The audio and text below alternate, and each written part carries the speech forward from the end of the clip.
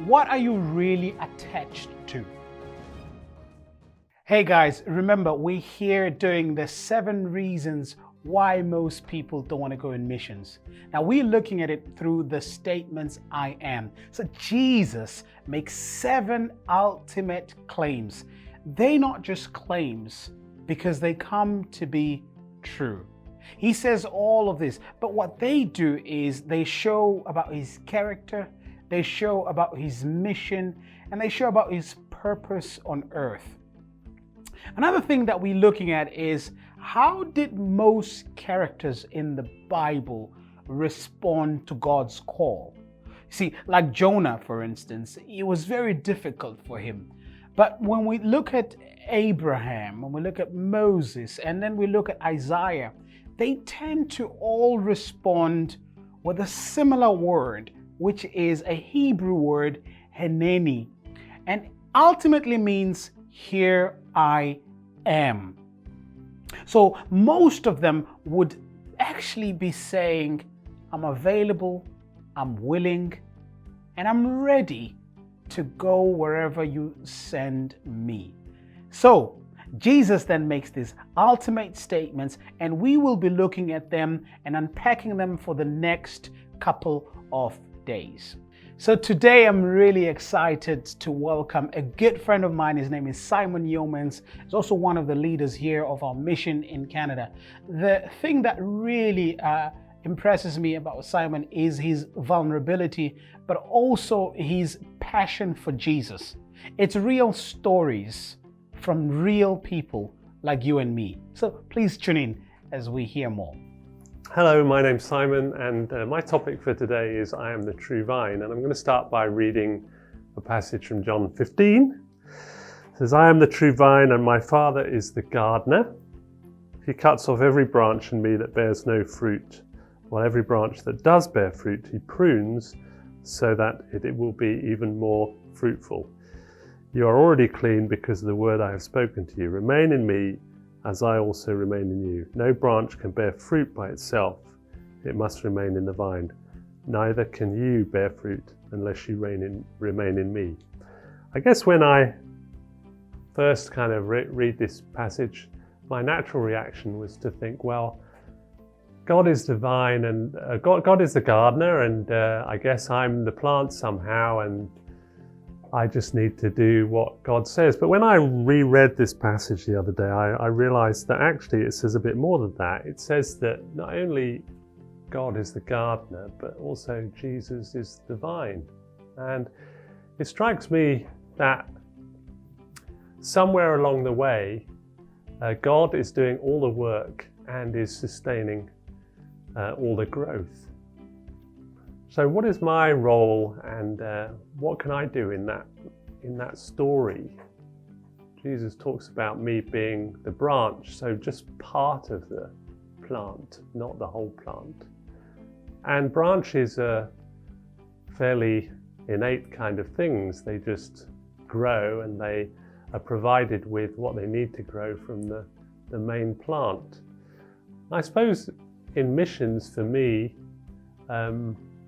I encounter 2 kinds of people, just to talk about the extremes, or in life generally. Some people who think they can do everything and don't need help from anyone, and other people who think they can't do anything at all and are so totally useless.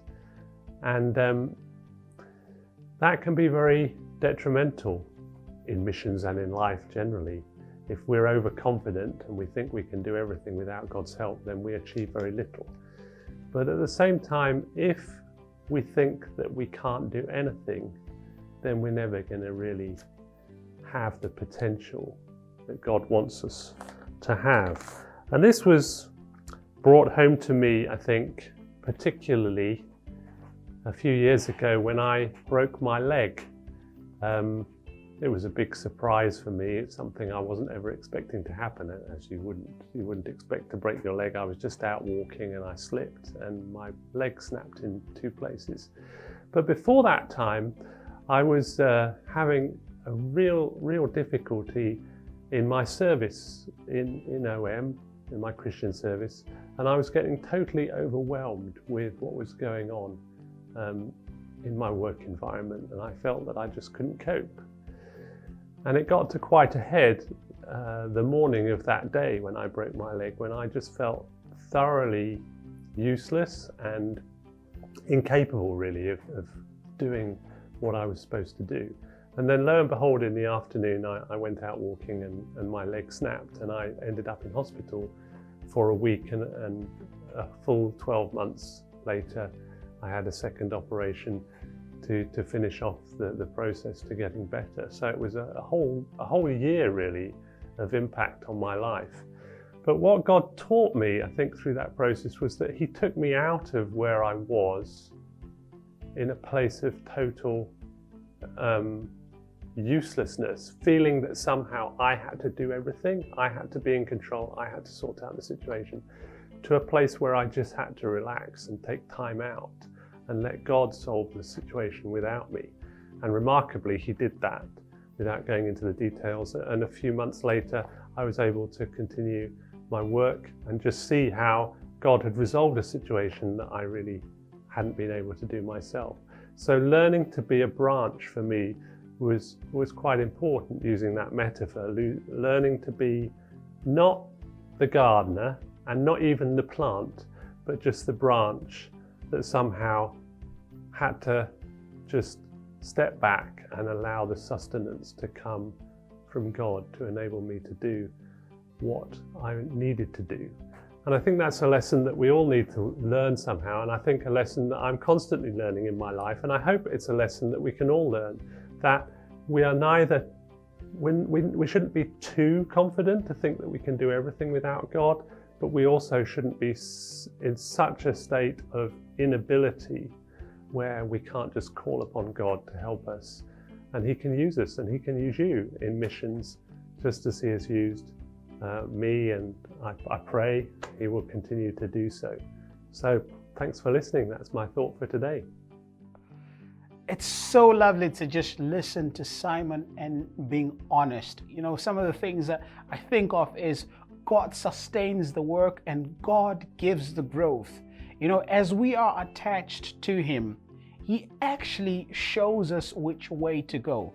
You know, abide in me and I abide in you, and you will bear much fruit.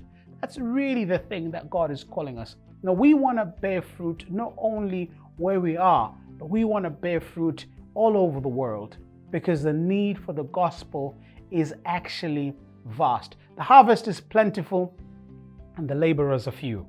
Think about that for a moment, and what can you do?